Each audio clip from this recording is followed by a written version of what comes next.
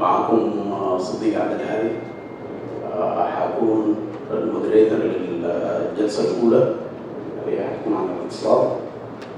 عندنا اثنين من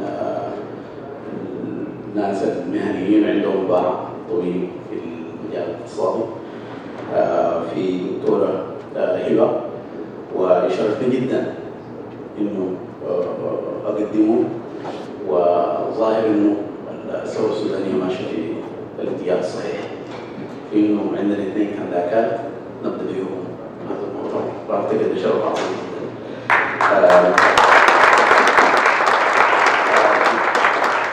دكتورة هبة محمد علي أحمد هي عندها دكتوراه في الاقتصاد البحث من جامعة خرطوم، ماجستير ودكتوراه في الاقتصاد من جامعة ولاية ميشيغان تدريب الامتياز، ماجستير في التنمية المستدامة من جامعة هارفارد، بالإضافة لدبلوم عالي في النظام المصرفي من معهد المصارف بالخرطوم. خليه ما خلى أي حاجة، يعني هو يدخل المجالات، عشان كده خلينا نستمتع بتقديم يعني مهني متمكن. تعمل حاليا خبيرا اقتصاديا في البنك الدولي في دولة الكويت. عملت في برنامج الأمم المتحدة الإنمائي UNDP، وكمستشار للسياسات لنائب رئيس الوزراء للشؤون الاقتصادية ووزير التخطيط في دولة اليمن. تعمل برضه عملت خبير برامج والنصر الإقليمي للشرق الأوسط في الأمم المتحدة، وكذلك مستشار أعلى للسياسات الاقتصادية والتنموية لشركة أرامكو السعودية. فأفتكر ما في حاجة ثانية ممكن تبقى على التفكير. تتقدم هبة عشان تقدم الورقة بتاعتها. شكرا.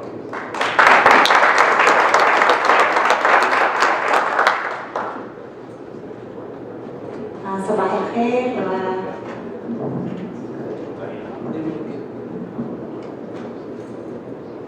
طبعا أشكر UOKANA for an invitation. I'm so proud to be here honored actually to be part of this. هنقدم لكم اليوم شيء بس هو simplified جدا جدا، وهو بس عشان احنا نبتدي نفكر مع بعض. We think together. Sorry, I was speaking. So we can think together of how to bring Sudan and move it forward. It is not really unique work. A lot of people are working now in this area. However, what we try to do is to kind of help the government think ahead of what matters the most. If you look at the social media, and if you look even in Sudan, there are so many programs circling around those days. So I hope us together coming here, we have an idea of what's happening and what the people are thinking about. I just want to make a disclaimer. I don't represent the World Bank in this presentation. This work actually started in 2013 with the first revolution, when people went to the streets, and unfortunately that one died prematurely. So I don't represent the World Bank in this session. This is just my humble effort and effort of some colleagues I will tell you about it.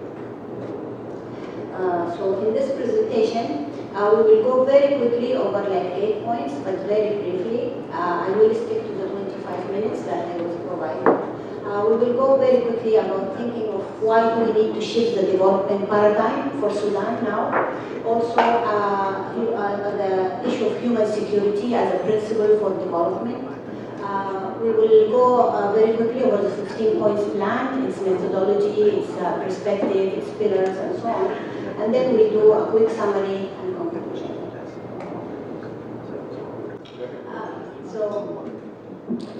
Shifting the development paradigm. What do we mean by that? We all know Hurriya, Salam, Adala. This is the slogan that have been going on in the last, this revolution. The most important thing about it, everybody believes in this. Even when you go to Sudan, even little children, they don't understand what it means, but they shout in the street, Hurriya, Salam, Adala. If we want to achieve freedom, peace, and justice, we require a shift in the development paradigm. What do we mean by that? We think that the state or Sudan needs to foster and promote freedom, peace, and justice, it must transition from a state security model to a human security model. We know that the state security model have been going on for the last 30 years and it took us nowhere. When we think this way, this broadens the scope of analysis and policy from geographical locations to human who live in that location. Then we are looking more into not only just political legitimacy, but also we want legitimacy that protects the human people, you know, so we actually call for the human being to be the center of development. But what is human security? Leading an Arif in 2000 defined human security or gave this explanation. For a human being to have human security, he or she must have a bundle of rights and resources, inclusively together at the same time. To use them as resources for their inputs, to use them as inputs for their stability and well-being. The Arab Human Development Report of UNDP 2009, which I am proud to be part of, explained that the liberation of human beings from those intense, extensive, and prolonged comprehensive threats to their lives, you know, and freedoms to which they are vulnerable. So human security entails, you know, keeping people, you know, gives them all they need so that they kind of pursue their freedoms and lives and well-being. Hence, to achieve حرية السلام والعدالة, to achieve human security involves tailoring development, يعني نخيط الموديل بتاع development around citizens, providing them with a bundle of resources, rights, والresources دي ممكن تكون material, ممكن تكون psychological, to help them meet their needs. The human security concept is a multi-dimensional concept, meaning that to achieve human security, you need to address three things. The first thing is the political dimension, including addressing deficits with freedoms and peaceful coexistence and political justice. A second dimension is a social dimension, including social inequality, injustice, and lack of diversity and social integration. And thirdly, the economic dimension, which includes poverty reduction, unemployment, inequality, and lack of inclusion. If we believe in human security, we need to know why is it important for Sudan right now. A Sudanese revolution, when it came up, it clearly showed that there is a broken social contract between the state and the Sudanese people. A contract is characterized by dissatisfied citizens who kept under oppression for the last 30 years. If we achieve human security, we believe, and the literature, there is a lot of literature about this. If we achieve human security, usually, you know, states that are successful in achieving human security for their people, they are better positioned to create effective social contracts with their citizens. If you look at the Scandinavian bloc, you know, you will see that, you know, they really worry about the human security of their people. Effective social contracts, when you add stability and prosperity to that, they work in tandem to create an upward spiral of correction, you know, to the state and the citizens themselves. معنى كده if we achieve, you know, or if we implement a development model based on human security, we will transition to a new Sudan that guarantees effective social contracts and which promote and protect human and national dignity, achieve the aspiration of the Sudanese people, and bring Sudan to stability and prosperity, not only generated by the Sudanese people, but also protected by the Sudanese people. The methodology of the plan, as I mentioned, this started a long time ago in 2013. It took a number of stages for us to come here. We started with qualitative assessment and desk reviews until like yesterday. We saw kind of maybe 5 or 6 transitional plans that will develop for other countries, and and also we looked at some plans that have been developed in Sudan right now, like the مصفوفة الخلاص الوطني اللي هي بعملها حزب الأمة. This is well like researched and so on. Also, we did analysis of social media inputs about what people think is important. We did limited stakeholder consultations. A few of the donors and few of the ambassadors who work in Sudan now, we kind of talked to them about what is important, what are the challenges they're facing in Sudan. We did 3 focus groups. One of them was in the vegetable market, so that we can take on spectrum of people. What do they think is important for them, and why? What should the new government be focusing on? Interviews of civil servants. We have few people who are working with us who are government employees that give us, data and of course a lot of secondary data analysis. The 15 points plan has 2 perspectives. In the first one, we want to address not only the immediate and urgent needs, but also we want to focus on long-term development. So we need to lay the ground for long-term development. The other one is that because we're talking about economic, social, and political needs of the Sudanese people, we need to follow an integrated approach which handles all these together. There are 4 pillars, 4 محاور. People thought these are important to focus on. The first one is, of course, addressing the basic and urgent needs of the Sudanese people, address the immediate requirements for a free, peaceful, and just society, achieve macroeconomic stability and maximize productive sectors' contributions, and lay the foundations for long-term inclusive growth, development, and democracy. We think the 15 points plan will be just to start the journey towards long-term development. So under each of the pillars, there are the points. Point 1, 2, 3, all 4 under addressing the basic and urgent needs. First of all, I think the most important dossier right now is the dossier of poverty. Reduce poverty and alleviate citizen daily hardship. I think we all know here that poverty in Sudan is a big problem. We are talking about rural poverty of 90% of the people under the poverty line, and urban poverty, which is around 80% of the people under the poverty line, and the poverty indicators are starting, to say the least. To meet also short and long-term human development needs, tomorrow we have a session on education. This is one part of it, but we believe that there are 5 sectors that work on human capital. So these 5 sectors, we will kind of need to focus on them: education, of course, and health, and labor. Number 3, ensure inclusive development and alleviate the humanitarian crisis. I was talking to Amy yesterday about the IDPs in Sudan. It's a big problem. The second pillar of immediate requirements for a free, peaceful, and just Sudan. These points actually in this pillar already people are working on it on the in Khartoum. Most of the points have been already kind of going forward. Uproot the previous regime, ensure the rule of law, and establish effective institutions.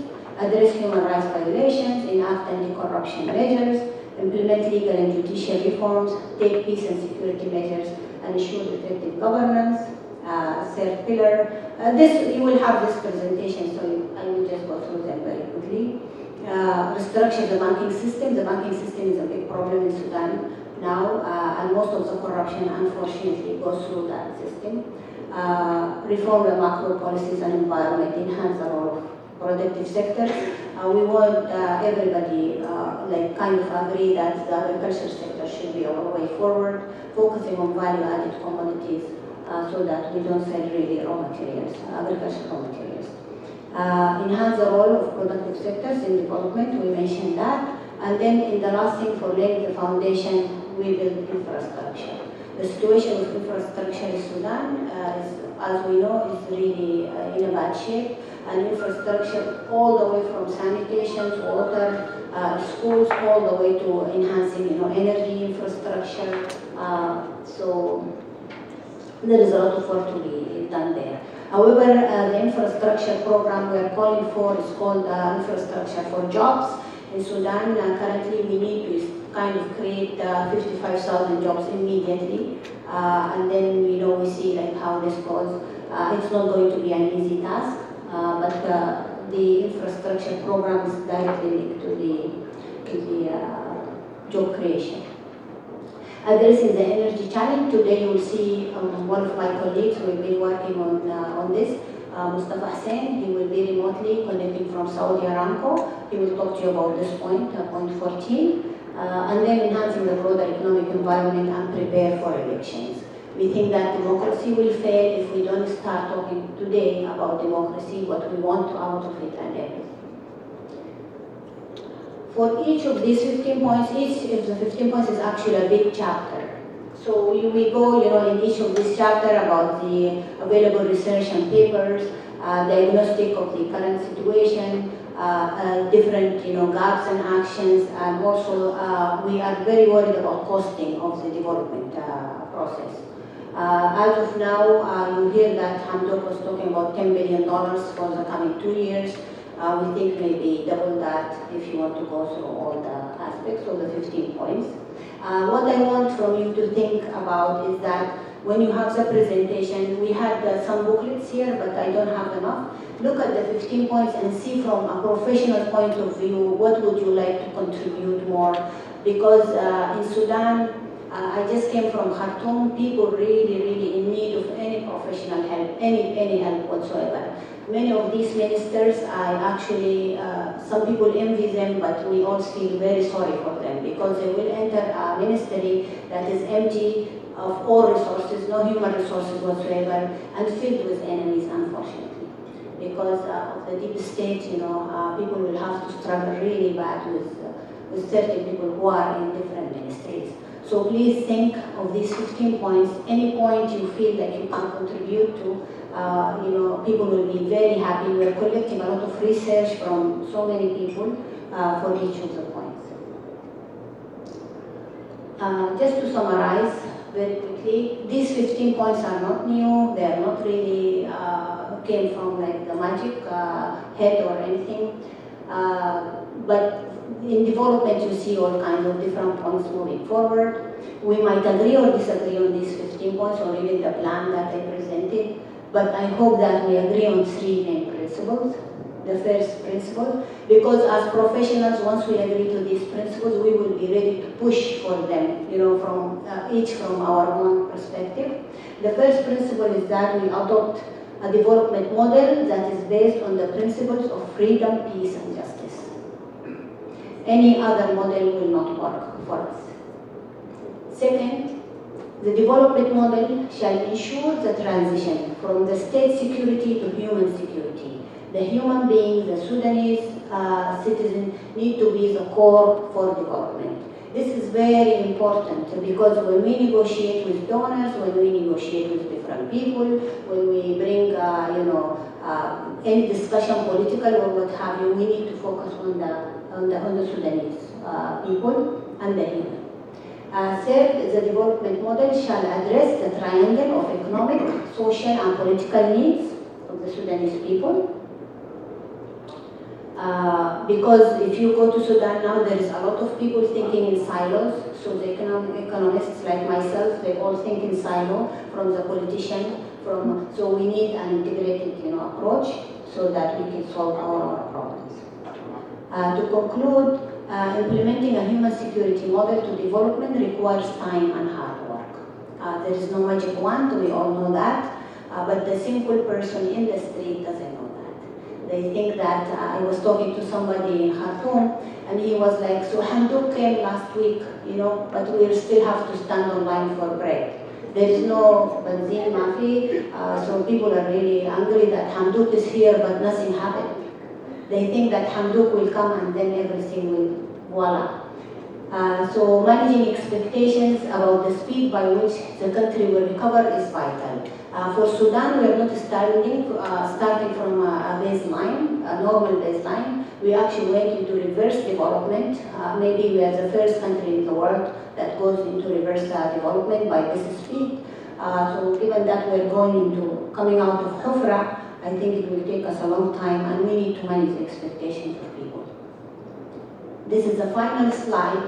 Basing development of the Sudanese people requires making tough decisions, and this is what the people in Khartoum right now, the new government, is facing.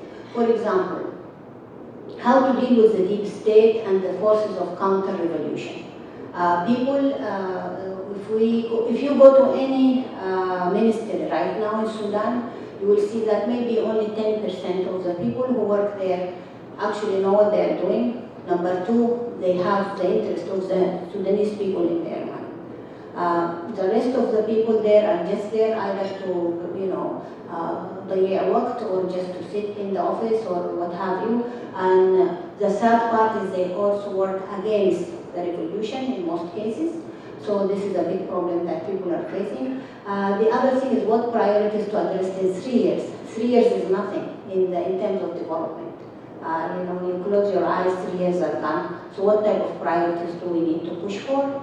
Also, given that we're one of the poorest countries in the world right now, with 90% of the people in rural areas like in Darfur below the poverty line, how would you actually preserve the interest of the Sudanese people? We all know that we have different countries around us who have their own interests, their own agenda.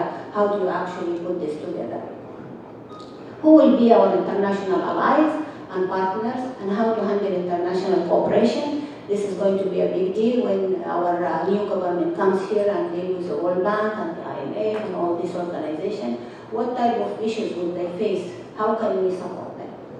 And finally, which identity better fits our people and their aspiration? Is it an Arab identity, an African identity, or a Sudanese identity that we are all proud of? I think these are all very tough decisions.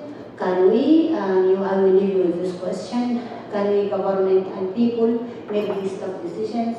I think we can, with all these young people who died, paid their lives. I think we can proceed. So that's it, and I hope you liked it. I stuck to my 25 minutes. So if you have any questions, we will be here.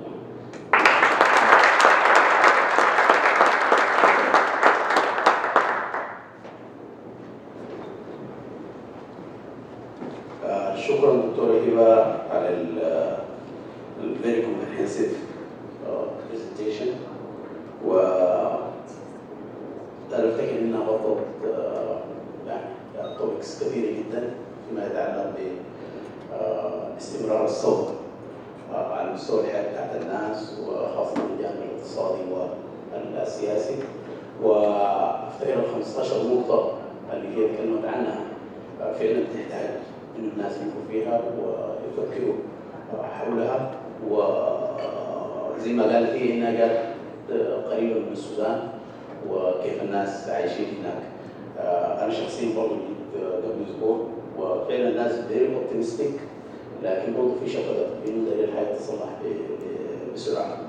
فعلى أي حال نحن كمهنيين أفتكر ده الوقت فعلا بنحتاج نساهم مع شعب السودان في إنه يمشي بالسودان فورورد، ونحتاج زي ما دكتور هبة قالت إنه إعادة تعريف التنمية دي مسألة غاية الأهمية.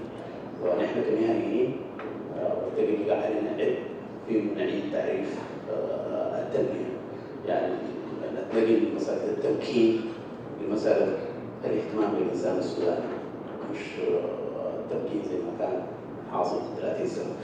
شكرا دكتور هبة على البرزنتيشن الممتاز والمستفز في نفس الوقت للناس عشان يفكروا.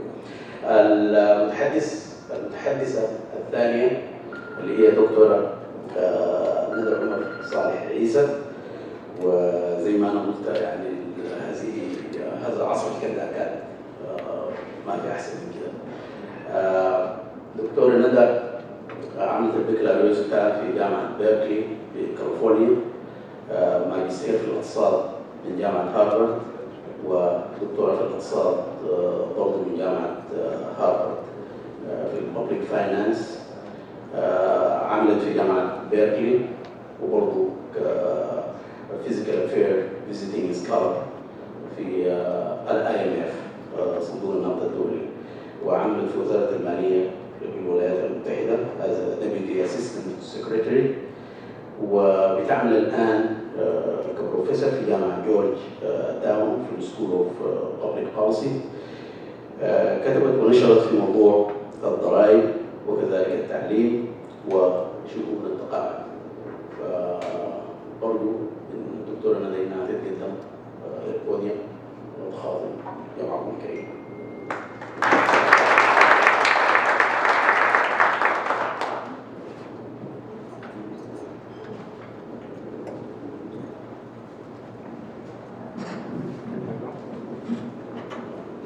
Thank you very much for the invitation. And I'm going to be coming from the other extreme of Hiba.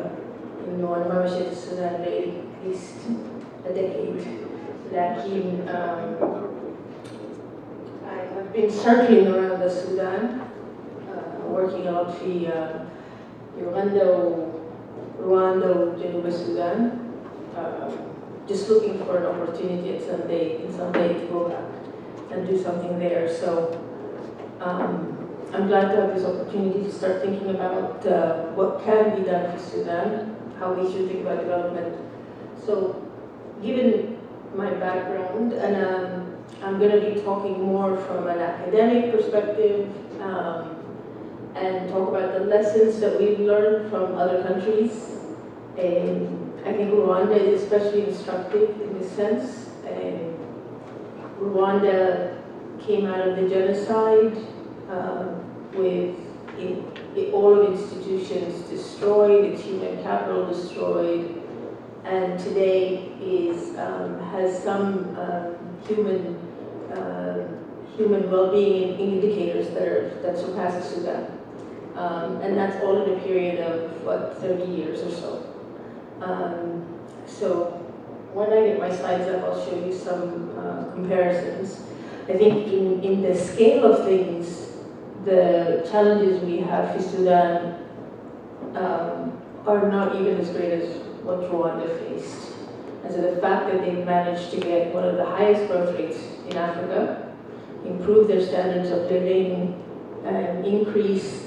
reduce poverty, I think has a lot of lessons for us. All right, thank you.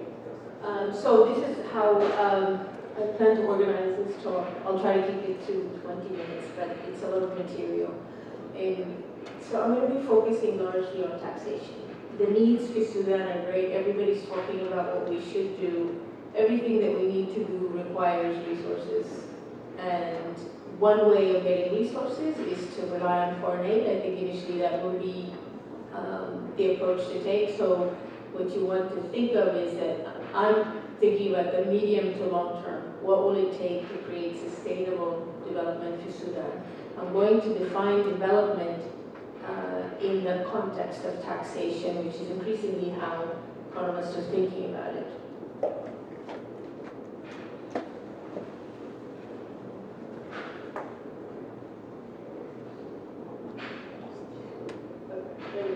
So I spoke a minute ago about Sudan versus Rwanda. This is a slide of economic growth rates in Sudan. So Sudan is the red line, Rwanda is the green line. So you can see that the collapse in Rwanda in the mid-90s was far greater than what we have in Sudan recently. But in a sense, Sudan has been declining for 30 years. And so it's just been gradual in a sense. But I think the end result is the same. We have to start, in a sense, from scratch, rebuilding institutions at the same time. So as I said, I'm going to be focusing on taxation and the role of the government. So these are statistics of tax revenue as a share of GDP for Sudan compared to sub-Saharan Africa. And what you will see here is in Sudan, we're far behind even the poorest countries in sub-Saharan Africa in terms of the share of GDP that's coming in the form of taxation. So for Sudan, it's about 5%, whereas it's 16.8% in the rest of sub-Saharan Africa. Now, why is this significant? Well, this is significant for two reasons. One is that, as I'll show you, the higher the share of GDP in the economy, the higher the standard of living, and the higher the level of development of economies. And this is just from the data, what we see cross-country, in terms of cross-country comparisons. In a lot of the work that we're doing now in both Uganda, Rwanda, it's all about how to raise the share of tax revenue in GDP. In some sense, one could say it's preliminary now for Sudan, but I think Hiba spoke to some of the short-term needs, and I think that I'm going to be looking a little bit forward in that sense. So keep these numbers in mind. Sudan is 5%, Sub-Saharan Africa is close to 17%. Okay? So I'm going to try to make a case that taxes do matter. So in the UK, Margaret Thatcher's government fell because she tried to push through a poll tax. A poll tax is a tax that's paid equally by everyone, regardless of their income level, and that led to a revolt that ultimately brought down the government. So how we tax citizens can have a huge impact on the stability of government and the economy. So I'll be talking a little bit about the design of tax systems, but at this stage in development, I'm going to argue that it's not the design of the tax system that's so important, but rather the tax compliance and tax administration. By tax compliance, what we're interested in is what leads people to pay taxes. How do we shift norms so that the norm is you pay tax, not the opposite? And it's something that is fascinating when you compare Uganda and Rwanda, because the norm in Rwanda is to pay taxes. Of course, the people will cheat when they get the opportunity. I'll say that's even the case in the Scandinavian countries, in Denmark, where there's a lot of belief in the government that people do cheat when they get a chance. But in Rwanda, the norm is more to pay taxes. In Uganda, it's exactly the opposite. In that people who are, the people who pay taxes are unusual. And so we're trying to think a lot about how to change that norm. What would it take? And that goes back to the social contract that Hiba mentioned. The social contract between citizens and the state involves taxation. So in that sense, we need to be careful about how much we rely on foreign aid. Because the argument is that foreign aid, by replacing tax revenue, breaks that bond between citizens and the state. And when you raise revenue, you build in that contract, you build in a sense of accountability. If you're paying taxes, the government owes you or has a responsibility to respond to you. So we're trying to think a lot about how to generate that or strengthen the social contract in many of these countries so that we can get people to actually pay their taxes. Okay, so as I said, taxation is central to the development of the state. In the scheme of things, in development literature and public finance, this is relatively new. So the work that has been pushing the role of tax in development is just about 5 years old. And Besley, who's an economist at the London School of Economics, argues that the central challenge of development is how to move how to take a government from raising around 10% of GDP, which is the average over many poor countries, to around 40%, which is where the Scandinavian countries are. And remember I said Sudan is at 5%. So in that sense, we have a very long way to go. Efficient taxation is going to require investments in capacity, and that's what we call a tax systems approach. So we have to think not only about the tax, the tax rates or the design of the tax schedule, but rather the whole system, including the capacity of the government to raise revenue, as well as the compliance side. One thing that's going to be that has been a problem, and one reason why my talk is going to be mostly about other countries, is we don't have data on Sudan. We don't have credible data. And I did look. I looked at the IMF website. I looked at the World Bank. There's very little of the type of data that we need to analyze in a complete way what's going on in the fiscal balance of the country. Increasingly, policy, even in the poorest countries, is very much based on evidence. And so in Rwanda, in Uganda, in Zambia, in Ethiopia, in many of these countries, what you're seeing is very strong collaboration between the government and researchers. And this is something that I hope for Sudan we start to build explicitly, that we bring in people from the outside who can actually help us answer some of the questions. We don't have, none of us has answers to many of these questions, but what we hope for is that we can actually do that in collaboration with the government. So, I mentioned that we now think of development in the context of taxation. This is a figure of cross-country comparisons of the GDP per capita income against the tax share of GDP. And the line says that as per capita GDP increases, so as countries get richer, the tax as a share of GDP goes up. So there's two dots that I've marked. On the bottom left is Uganda, and on the top right is Denmark.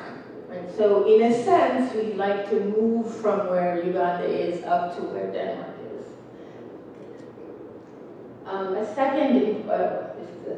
The second important stylus fact for Sudan is that if we look across countries again, even if we compare comparable rates, tax rates, we find that in low-income countries, so let me back up. The fact that there's more revenue being raised in rich countries does not reflect higher tax rates by those countries. That's what this figure is telling us, that tax rates at the top basically are comparable. So it's not about the tax design, it's about something else. And that something else is exactly administration and compliance, that people don't pay when they're taxed. So one reason for that is informality. Right? So there's several challenges in developing countries. Sudan is going to be very much in line with the others. So one thing that we've been thinking about in the academic literature is how do we bring the informal sector into the formal sector? Because that's one way you increase the tax base. And so there's three views of informal firms. One is that they're very productive, but it's actually the tax system and regulations that hold them back. Another is that they actually are, that they undercut in firms that are trying to be formal and so cripple the development of the formal sector. And the third view is that we have different types of entrepreneurs, that some are good and some are bad, and the lower quality ones end up in the informal sector, they're less productive. So maybe we don't want to worry about them and just leave them where they are. All of these, I think, have some element of truth. The problem that we have is that in all the work that's been done, and you can look across the world, whether it's Brazil, whether it's in South America, whether it's Africa, whether it's Southeast Asia, we have been very unsuccessful at figuring out what it takes to bring an informal sector firm into the formal sector. So a lot of things may matter. Taxes matter, regulation matters. But in all the things that people have looked at, there isn't one thing that makes a difference. And maybe we need to think more holistically that the environment, the business environment broadly is what it's going to take to bring or to cut back on informality. So that's something to keep in the back of our minds. We may have to live with informality in the economy for some time, and perhaps we don't need to worry about that for now, but we can, that's something that clearly one could challenge. A second challenge is that the compliance rate, as I said, is low. One argument for that is that there's low tax morale. And what we mean by tax morale is that people just don't feel like they don't want to pay taxes. There's no incentive for them. In fact, if you talk to people in Uganda, there's a very credible argument why they don't pay, which is we don't get any services, so why should we pay? And that's exactly right. Why should you be paying if the government isn't providing anything? So just to give you a sense, the estimates of non-compliance that we have focus a lot on what's called the value-added tax, which is the primary mechanism for raising revenue in many of these countries. And the gap has been estimated at 50 to 60%, meaning that the government raises less than half of what it should, given the taxes that are imposed. And in addition, the way that tax systems are being used is to give out benefits to cronies and those with connections. So there's a set of what are called exemptions and incentives that are in the tax system that take out resources from the government. And we worry a lot about the fact that those are ad hoc in the sense that we don't know what leads a firm to get these. Is it just a connection? Is it a bribe? Is it that they have a legitimate reason to get a tax incentive? Maybe they're going to create more jobs. We don't really have a good sense for that. And that's really important to set up front, that you have a system where rules determine who gets incentives and exemptions, not discretion. I think in Sudan we have an opportunity to do that by laying the foundation now, so we don't have to, down the road, try to pull back. Okay. So there's two elements of tax compliance. One is enforcement. Do you worry? Is there a risk that you're going to get caught if you cheat? And that will only come if the government's actually enforcing the tax system. One very interesting thing that distinguishes tax administrations in developed countries and developing countries is the perception of the responsibility of the tax authority. In many poor countries, Uganda and Rwanda, for example, the tax authorities have a target level of income that they're expected to meet. And so what you find is that they can be oppressive in terms of raising that revenue. In the US, the IRS has one responsibility, and that is to make sure that it enforces the law. The number is what it is, right? Their job is to implement what the law is, or make sure that that it's implemented properly. That really changes fundamentally how the tax authorities operate, and can make a huge difference on the tax morale, because if the perception is that the tax guys are coming to collect money from you just because they want the number and they're being oppressive, or there's a sense of unfairness associated with it, that can undermine tax morale. So I think changing the norm of what the role of the tax authorities is going to be very important. In Uganda, another problem that comes up is that the tax authorities are actually involved in policy making, and that's a problem. The policy making should lie in the Ministry of Finance, not with the tax authorities, and that's another important line to draw up front. Okay, so I'm going to talk about first enforcement and then morale. So the traditional approach in the economics literature is that people will cheat if the expected rewards exceed the costs. What are the rewards? Well, it's a tax that you don't pay, and the cost is that you're going to get audited and penalized. So the expected cost depends not only on the penalties, but the expected probability of detection. So how likely are you going to get caught? If I think I won't get caught, it doesn't matter what the penalty is. I'm going to cheat. Right? So you have to worry about both detection, how intensive are the audits in terms of checking what people report, and also penalties. The problem is that audits can be very expensive. They are time consuming, they take a lot of time for the tax authorities to do. Usually the taxpayers are going to be more advanced in terms of their ability to cheat than the tax authorities are in terms of their ability to catch cheating. It requires a lot of education of the tax collectors and auditors, and so that's a problem that we've had to deal with in new evidence that's coming both from countries, rich countries as well as poor countries. What we now recognize is that information is the critical element that distinguishes tax revenue collection between countries. And so, let me back up. So one issue that's come up is, why do people pay in the US when the probability of audits is about 1 to 2%? In any year, about 1 to 2% of taxpayers get audited. Yet people generally pay their taxes.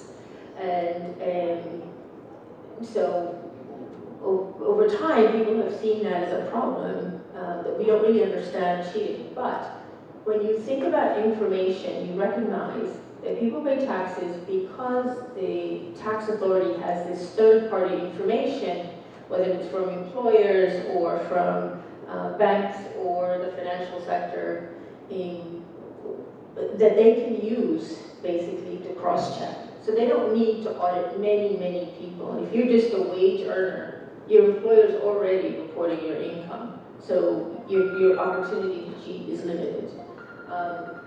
So you can have a very low audit rate.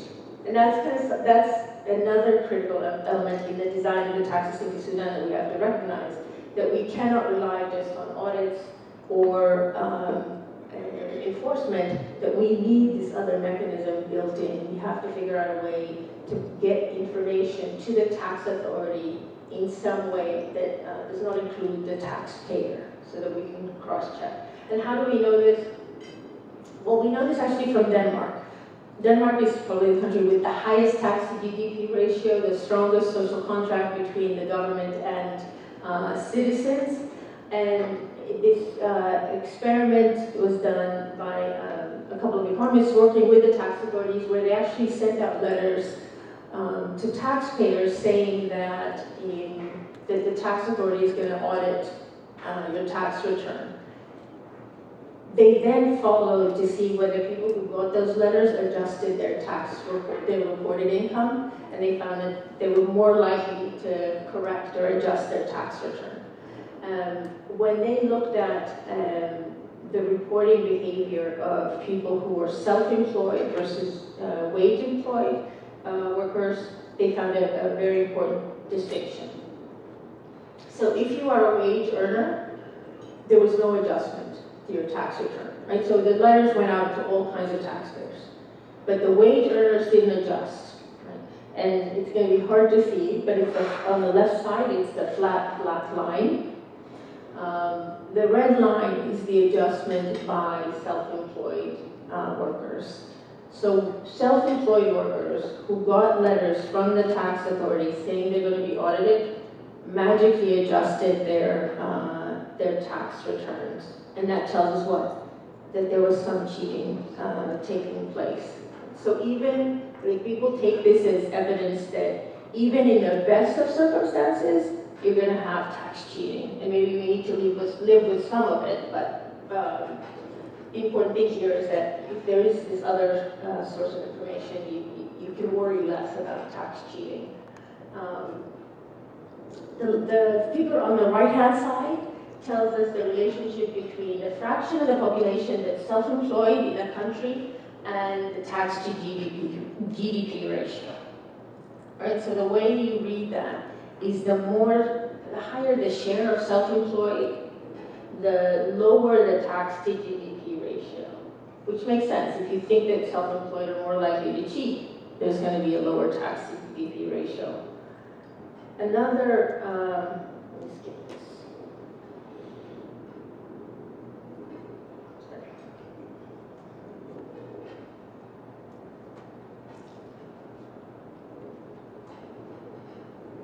so the evidence that third-party information matters and is strong and compelling comes not only from rich countries like Denmark, but also from poor countries. Brazil did something very interesting. In Brazil, if you make a purchase at a store, you give your ID and the contents of the transaction are reported directly to the tax authorities electronically. What they then did is enter everyone with a reported transaction into a lottery. And every month they draw winners and people receive payments. And what they found is that this is actually a way to use consumers as auditors in a very low cost way. Because essentially what the consumers are doing are providing this information to the tax authorities directly. And there's a study that was done by an economist who's now also at the London School of Economics looking at the extent to which the lotteries made a difference. And the way she argued that people were paying attention to the lottery is by looking at Google searches of the lottery. So this is a figure of searches for the lottery over the month in Brazil. The line on the 15th is the day that the lottery results are released.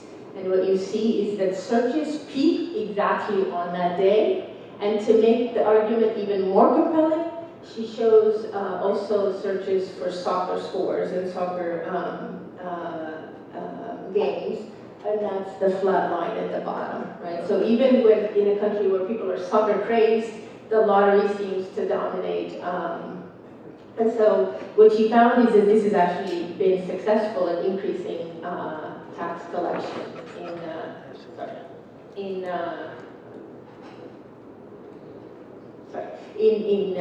Brazil.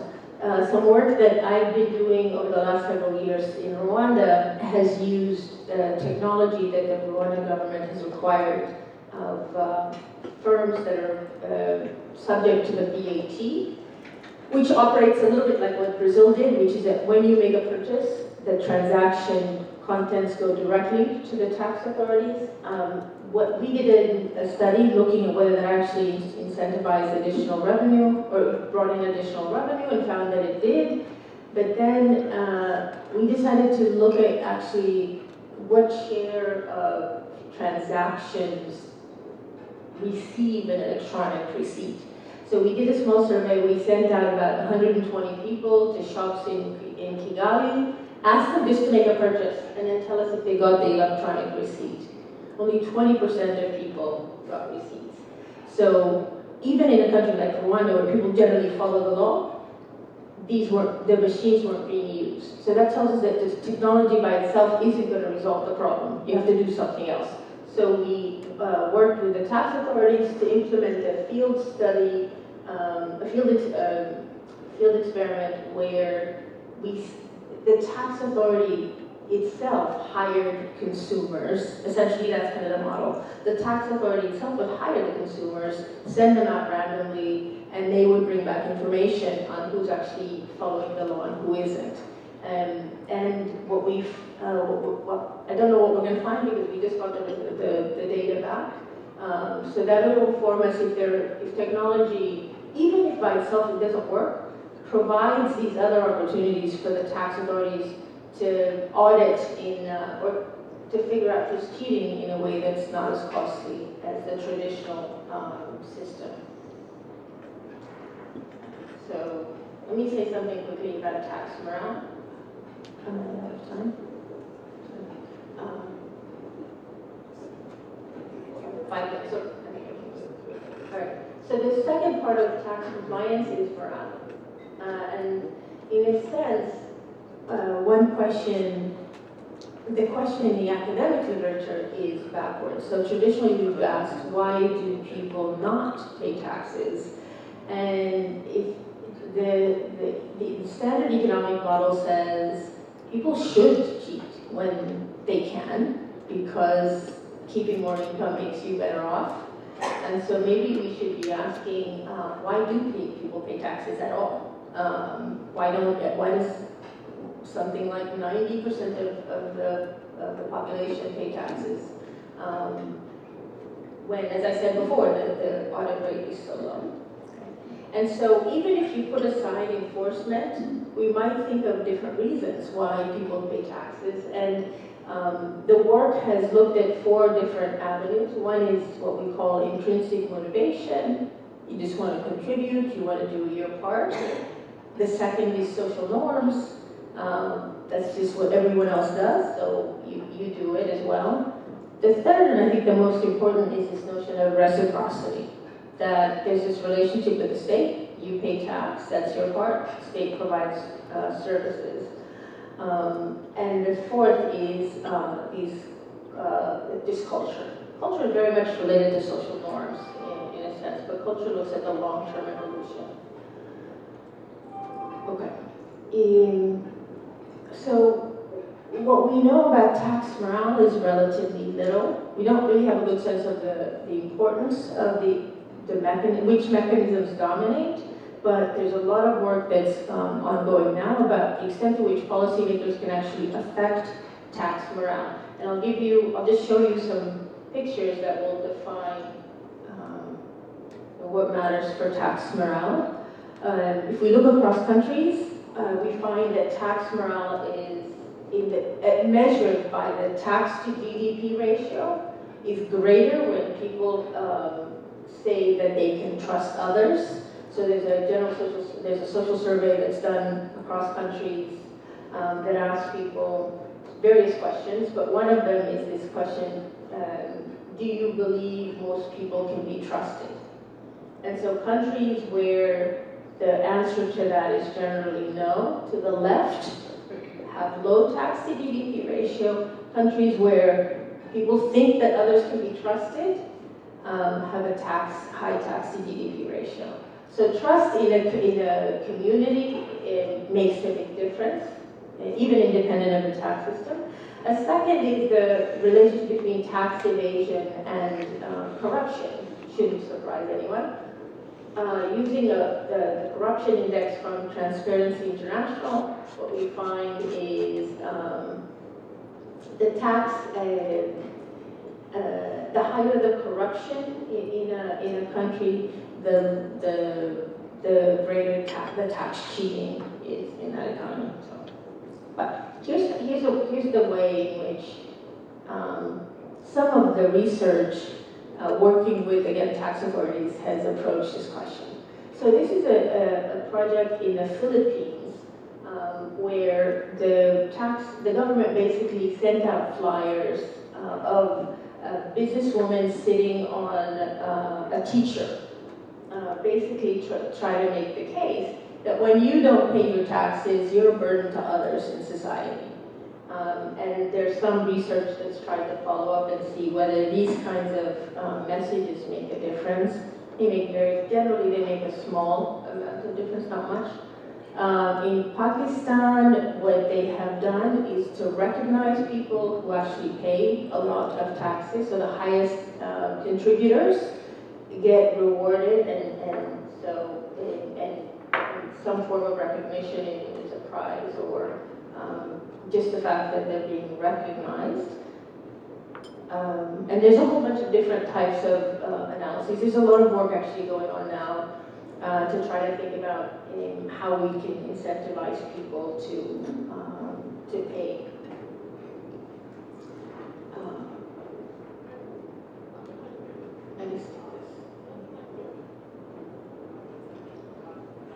So I mentioned already the issue, so that's what we kind of know about tax compliance.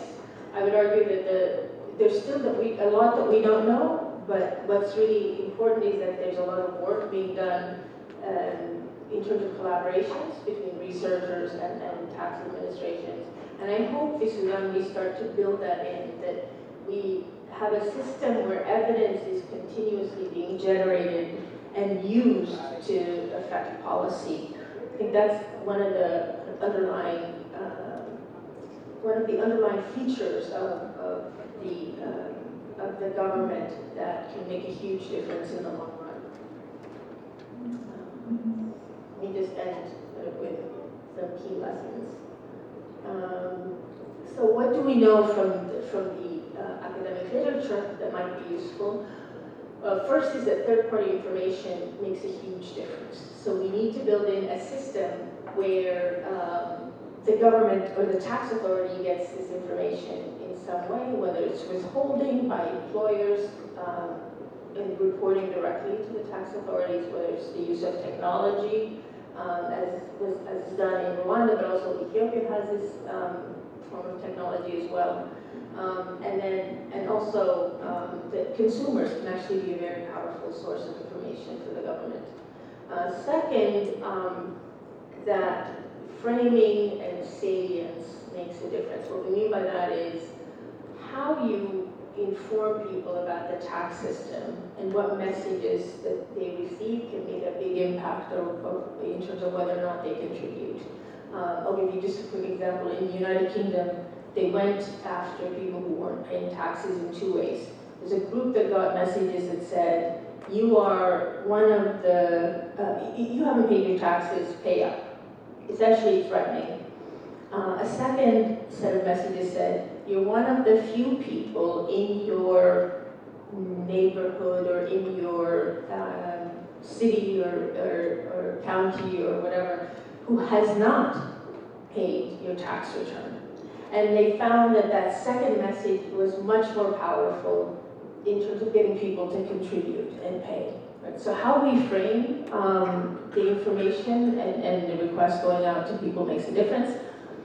And then finally, what we're finding out, and shouldn't be surprising, but raising tax revenue in challenging environments requires a lot of attention to specific country context. So we have to be very careful taking these lessons directly and applying them. In Sudan, we have to generate administrative data, we have to do field experiments, but well, we have to set the right, obviously we have to set the right policy, and without information, I think the risk of setting the wrong policy is something that should worry all of us. All right, thank you.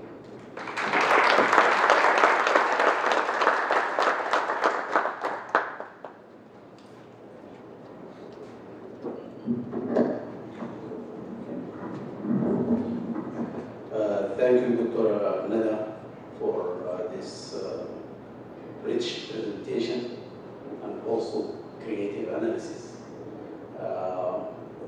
أنا خلال سمعت كلام جديد.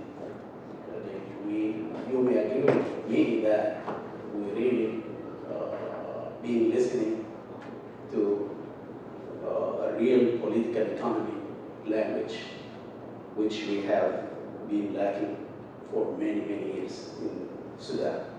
يعني بنتغير الكلام ده مع الكلام بتاع انه بكره نشغل المكانات big difference. Thank you so much for both of you. Thank you for this good things. Also, I think the two presenters have introduced to us economics in a very new way, not an isolated activity, but it has other aspects, social aspect, political aspect, even cultural aspect. And if we look to the example that has been cited by Dr. Nada, the example of Brazil, this is a new cultural thing. So now the economy is not just a pure activity, it has other aspects too. برضو من الحاجات الملفتة جدا الكلام بتاع في كلام دكتور ندى الانفورمال ايكونومي. الناس دي حاجة بتحتاج إن الناس يجيبوا عندها كثير جدا، لأن في السودان فعلا عندنا انفورمال ايكونومي وعندنا فورمال ايكونومي، والانفورمال ايكونومي has to be incorporated في الفورمال economy so we can tax it. الحقيقة بس هذه مرتبطة بأنه في السودان في خلال 30 سنة الماضية كان في دولتين، في دولة حقيقية وفي دولة موازية. والدولة الموازية دي اللي هي تابعة للحركة الإسلامية، اللي هو ده الاقتصاد خارج الاقتصاد بتاع الدولة، عندهم دولتهم براهم، عندهم الاقتصاد بتاعهم براهم. عشان كده افتكر إنه الكلام اللي قالته الدكتور ندى عنده علاقة بالمسألة دي. فبرضه نحتاج and I think this is the end of it. We have to end these two states. We should have only one state, Sudanese state, Sudanese economy, and we should work on that. No informal state, no informal economy.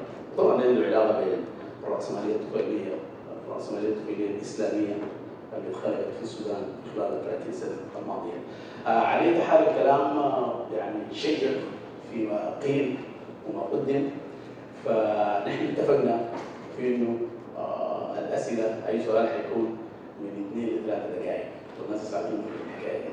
وبما أن المودريتور فبديكم كامل الحق إنكم تسألوا بالطريقة اللي عايزينها. لا تسأل بالإنجليزي تسأل، لا تسأل بالعربي تسأل، حتى لو لا تسأل باللغة السودانية وطنية هناك برضه تسأل بالدينكا بالنوبية أو بالفوراوية زغاوية أي لغة، لأنه بالتأكيد عندنا زول هنا ممكن يترجم. فبفتح الفلور للأسئلة. شكرا.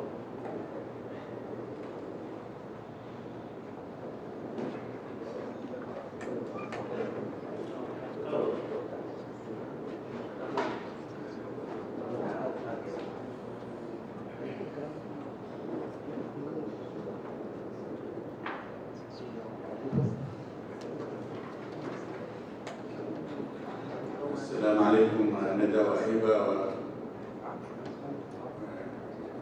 الشباب. In the tax system, depends on social contract that you talked about, Neda, which first of all, thank you for a very good presentation.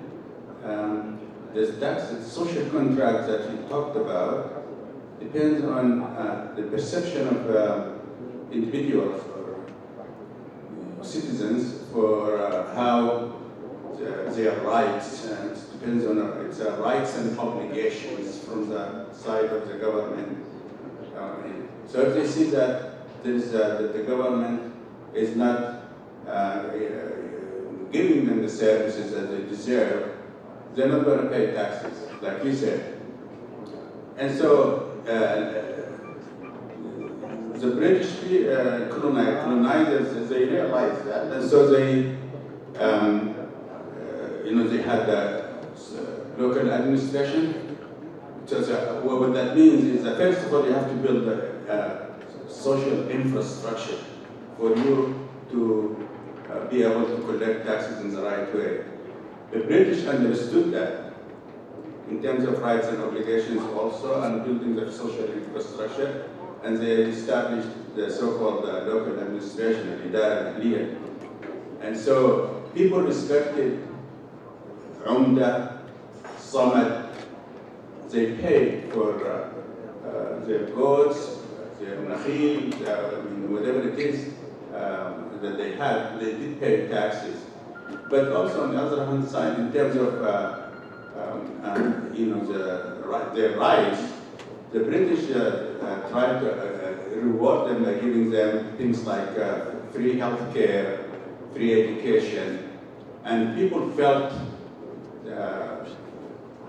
results of their tax payments.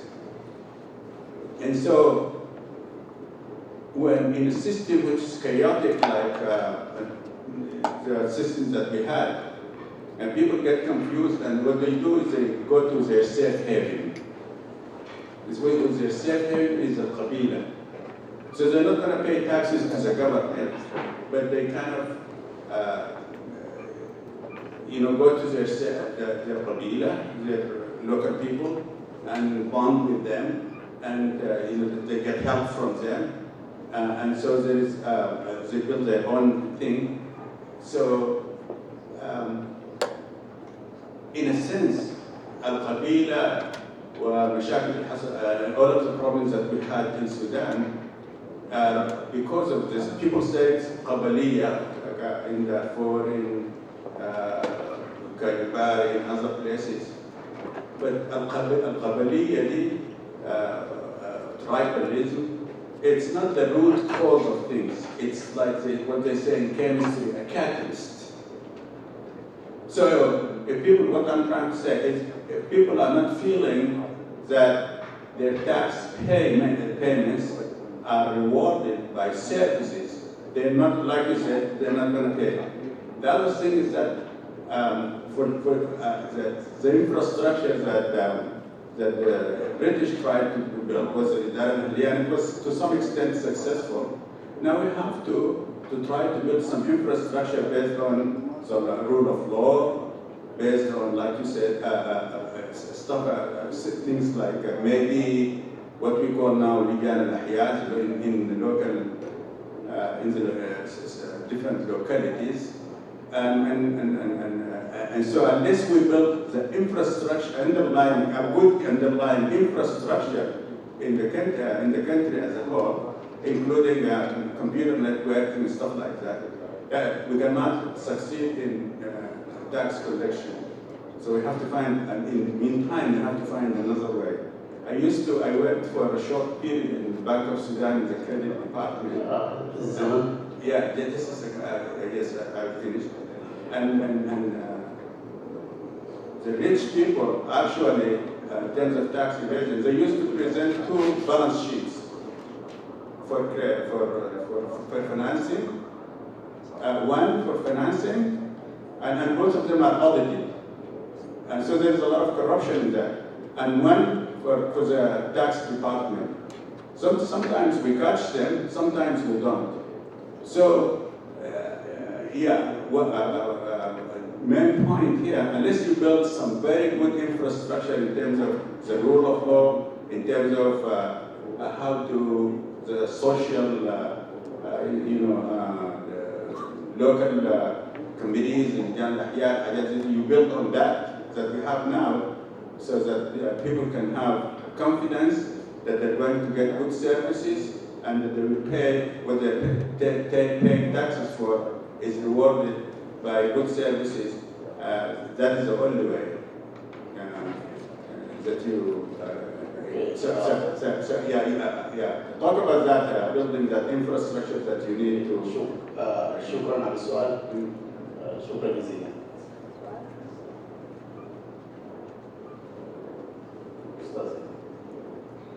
أستاذ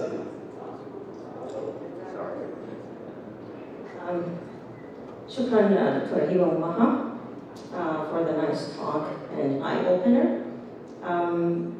Neda Ahmed, if you notice, I was taking snapshots of your slides and sending to my husband, who thankfully is taking care of our girls now. And you know how opinionated he is. So for both of you, he wrote me back that, and just to share what he think of the talk or your points. Even in the United States, the tax systems failed, only strictly partly because overspending counts, because of the annual deficit. But the economy is kept afloat by the market, i.e. investment, which is what you said is part of non-compliance is private investment. And investment and taxes are inverse correlation because investors pay grudgingly. Perhaps the model is small government, minimal taxation, and large free market role, somewhat Republican. So that's Ahmed comment. But my question to you in terms of compliance, human nature is resisting any new change and habit die hard. Most of your slides were discussing a foreign taxation system to an Islamic majority country. Have anyone looked at compliance by faith compared to compliance by materialistic reward? And have anyone surveyed in the US, for example, there's a very big Muslim sector that's just from my personal relationship with it and be part of it. Some people send their zakat to Sudan, which is affordable form of taxation with a whole system that's already set up for us. And not only that, it might gain acceptance by local people in Sudan. Has anybody surveyed Muslim community about to look at their rate of zakah payment or sending it back to their country or using it here in their own local masajid or mosque, for example, compared to how they feel about paying taxes and their compliance? Okay, so Because this might be, thank you. شكرا جزيلا. طيب نحن حناخذ 3 أسئلة ونخلي المتحدثين يردوا عليها. طيب دكتور إسماعيل.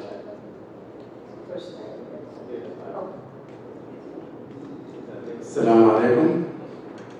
عليك السلام. أنا بعتبر نفسي سعيد جدا أنه أعيش وأجي أستمع لبنت من واحد من أصدقائي درسوا معي في طقة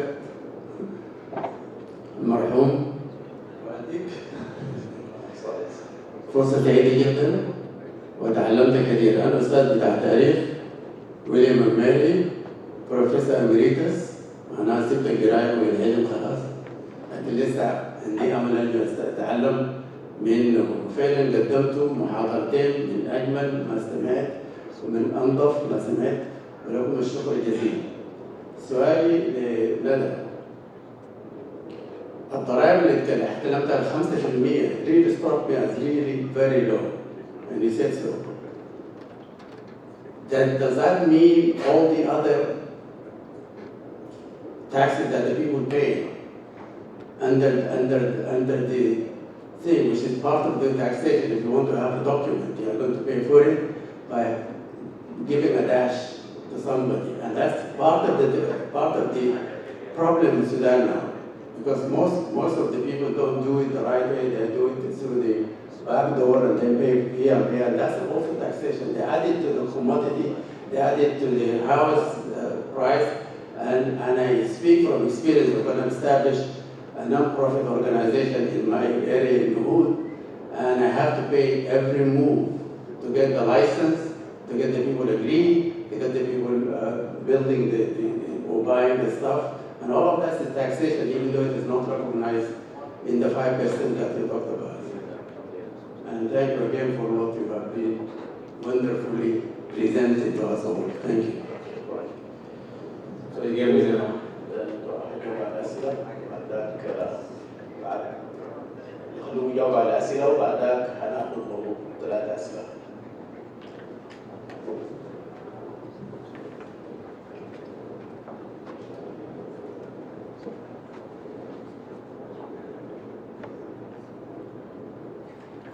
أولا شكرا على الأسئلة. معظمها كان موجهة لموضوع التاكسيشن. أنا أفتكر في اللحظة الحالية التاكسيشن طبعا ندى يعني وضعته بأجمل طريقة هي ممكن يوضع بها اقتصادي الإيشو بتاع التاكسيشن، لأنه هو ده إيشو فيري سنسيتيف. بكرة الصباح لو مشينا السودان نحن لو قال للناس حاخد تاكسيشن هيدبوه لما عينه طبعا. كويس؟ For a number of reasons. At this point in time, taxation, what I think, يعني if I understood that correctly, هي بتتكلم عن كيف تضع taxation system لبعد 5 أو 10 سنوات وتحط له البيزس من اليوم، يكون كيف يوضع التصور هذا.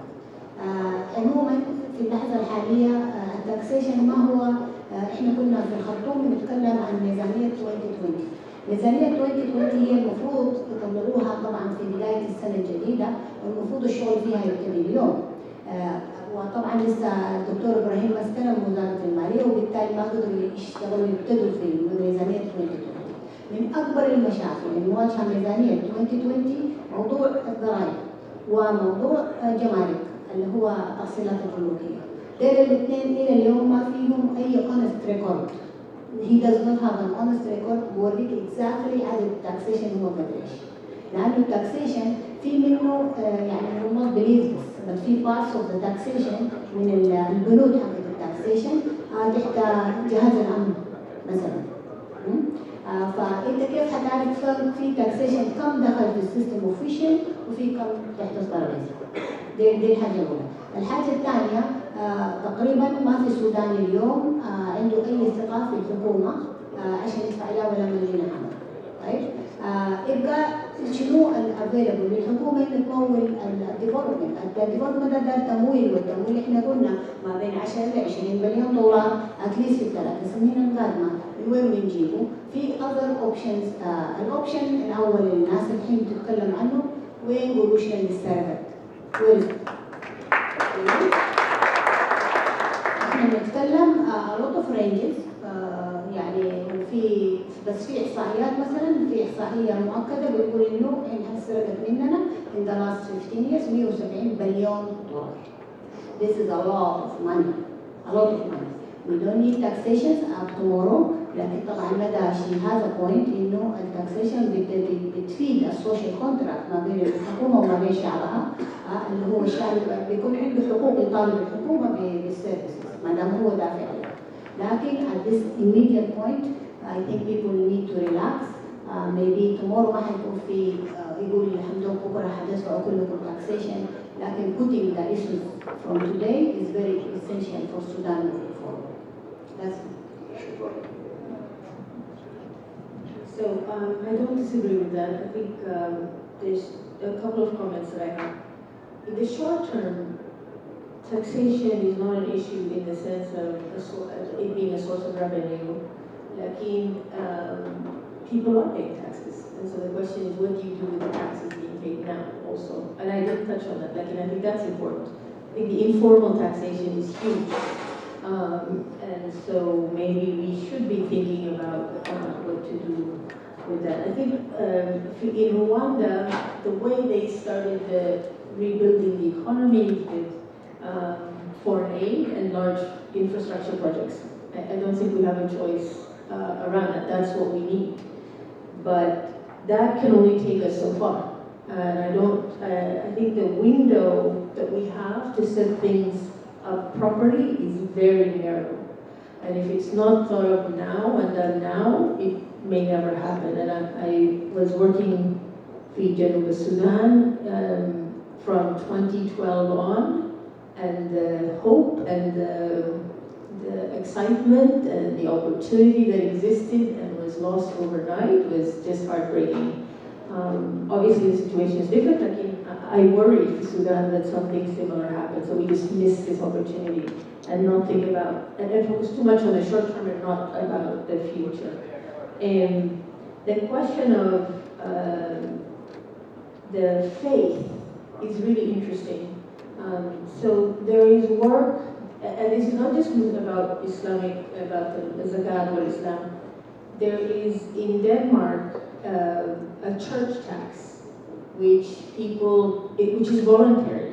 No one has to pay it, but 80% of the population pays it, even though they're not particularly religious. There's something about religious taxes that makes people more willing to pay. I don't think, though, that I think this may be a political issue, is to the extent to which you want to think about religion and taxation, especially in Sudan. So that's not my area. Like, I would say there is evidence in places like Bangladesh, there's work that's been done showing that people are much more likely to pay zakat than they are government taxes. And so yeah, that's important. I just don't know what we could do with that. And the first point about the infrastructure, I think is important, but again, this is a question of whether we want to think about now or in the future. That's my point. Is, these issues, while they will come in the future, cannot be ignored now. Unfortunately, even with all the challenges of even just the economy and the 2020 budget, I don't see them as really different. And I can't say enough about how important it is to do this now. طيب ممكن ناخذ ثاني 3 أسئلة.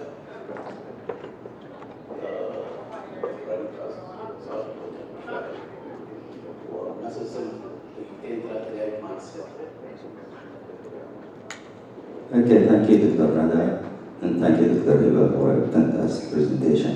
And I'm going to make it quick. The question arises, do people in Sudan now pay taxes? My guess is that they do. They are actually overtaxed. في جبايات كثيرة. example like في كردفان برنامج النفر في كردفان. If you want to go and get a birth certificate, you have a mandatory quote unquote voluntary fee that you have to pay, otherwise you don't get it. Second, who get tax in Sudan? That's a very important question. Who get tax in Sudan? The easiest way for any government is to put taxes on sales, which applies to everybody. Income, high income, low income. It's not income based. The most important and interesting point you made that I really love is the importance of data. We don't have data unless we build a good data system. Decision making are based on what we call the Gigu syndrome. Garbage in, garbage out. You don't make good policies without data. So we have to collect data. That touches on 2 points. One of the biggest challenges of this government is to expand the point of sale. It's only $100 per machine.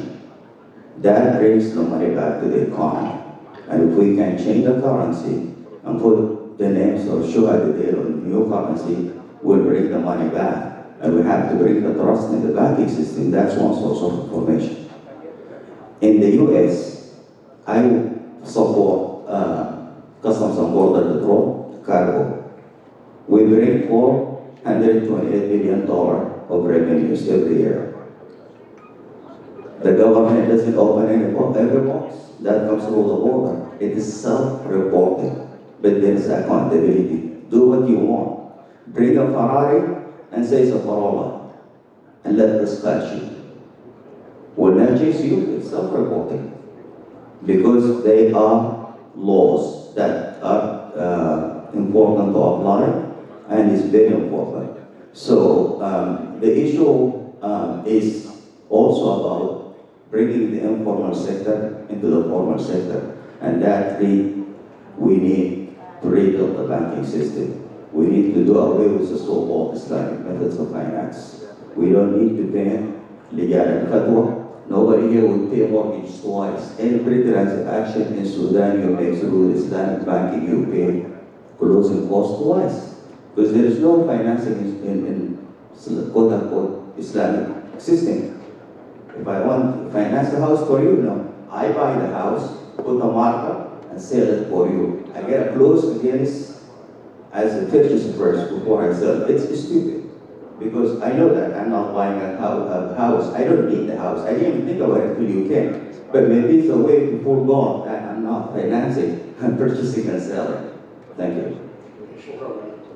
طيب الوقت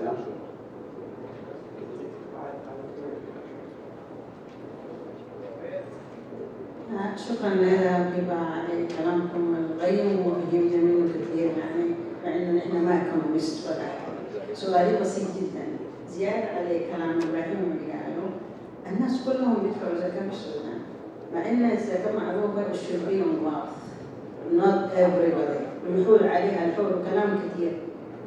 انا بفتكر انه لو علمنا الناس انه الزكاه دي كنتوا بتدفعوها هي اكثر ضريبه يمكن يقدروا يتعاملوا مع الكلام اللي بتقولوا فيه. الناس وكلت in the dark the whole time.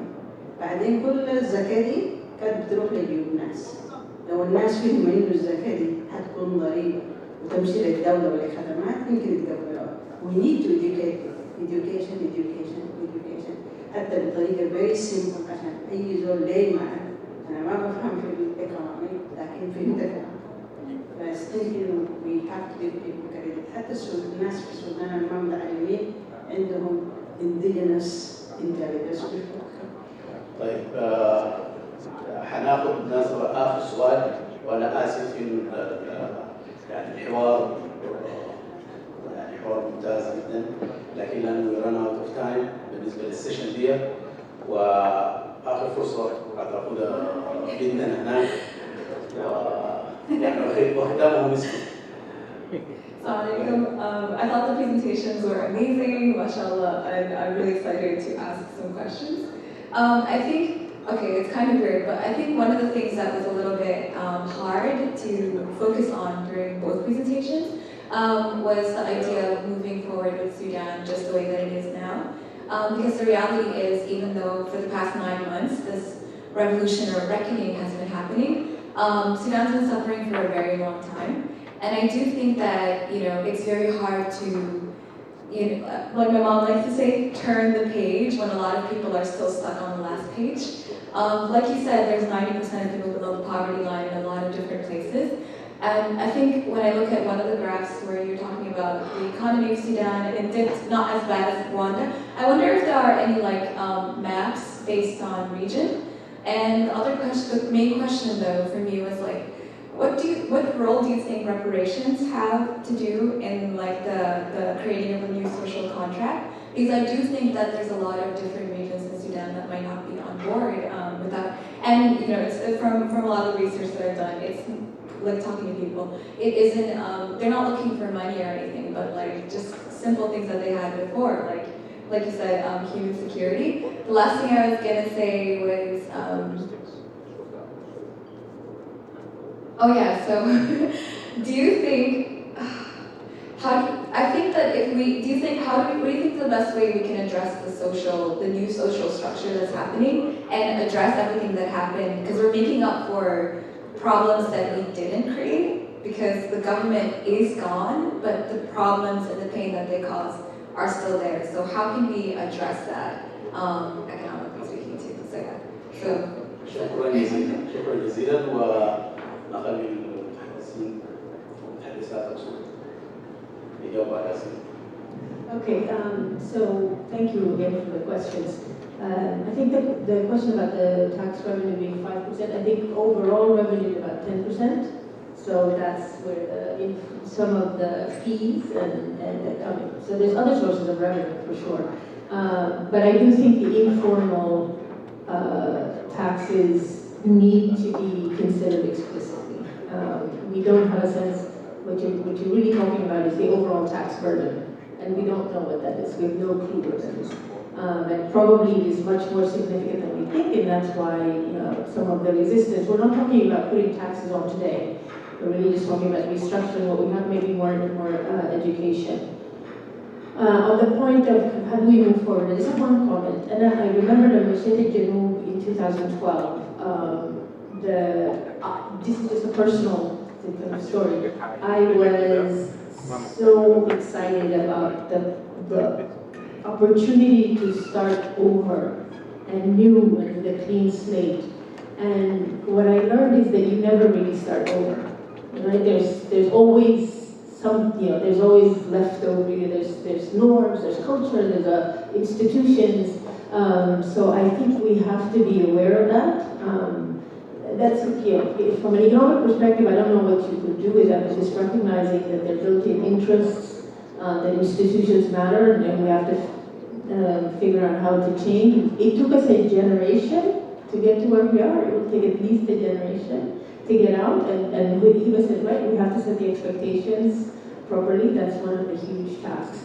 The Rwanda question is, you asked how it looked like the overall, it was looking at the overall economic changes over time and the deficits in Sudan versus Rwanda. And it looked like overall Sudan hasn't gone so far, but from traveling in the different regions and different work I've done. Yeah, so regionally speaking, the devastation. Yeah, here's what we talked about. I think the only thing I would say is, my point was, what happened to Rwanda happened in 3 months.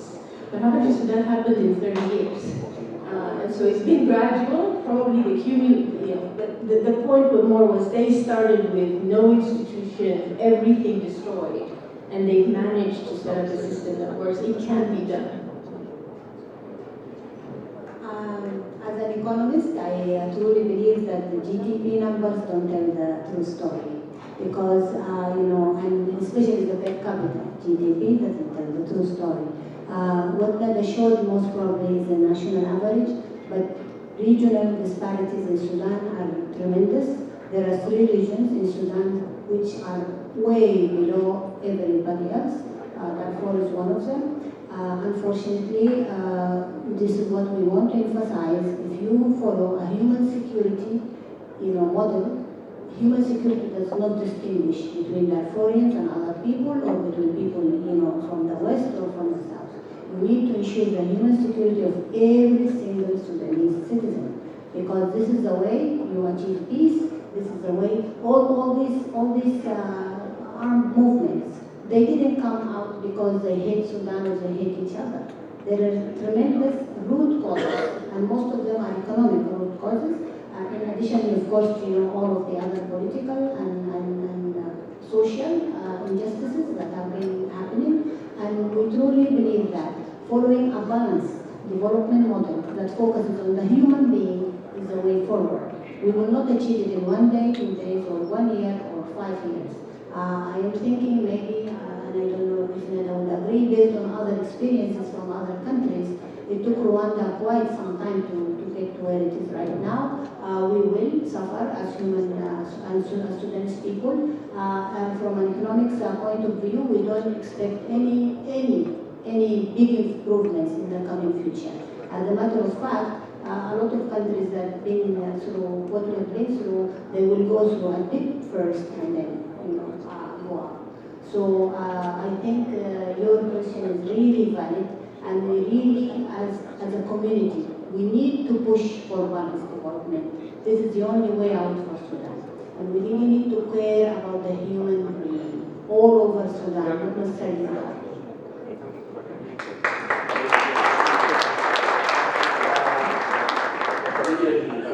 قصتنا فيعرف عنكم دكتور هبه ودكتور ندى، وافتكر انه they have raised the bar for the people attending in other sessions. وشكرا لكم.